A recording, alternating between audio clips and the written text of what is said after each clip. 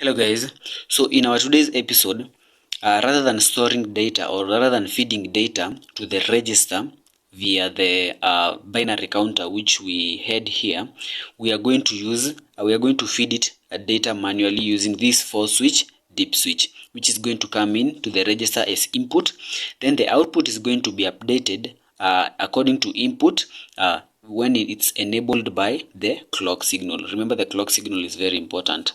Yeah, so the clock signal just coming from an NE555 in a stable mode.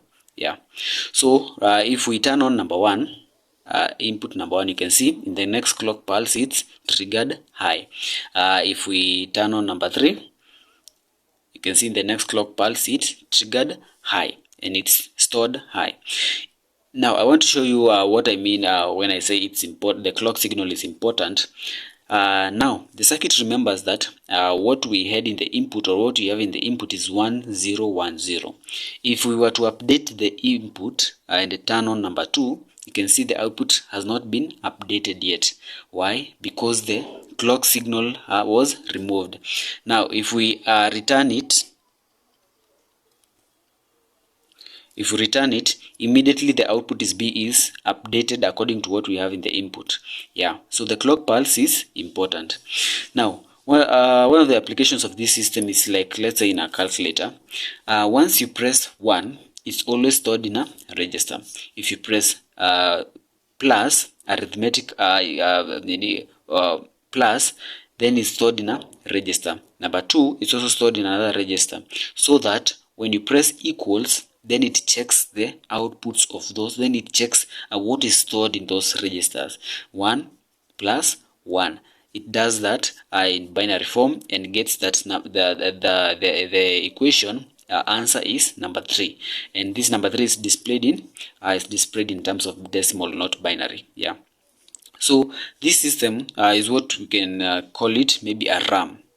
There's maybe the RAM in your circuit, because it stores data temporarily in your system. Immediately you power it off, it's not going to remember what was stored in the input. It's going to start all over again. So this is what you can call a RAM, and this is how the devices operate.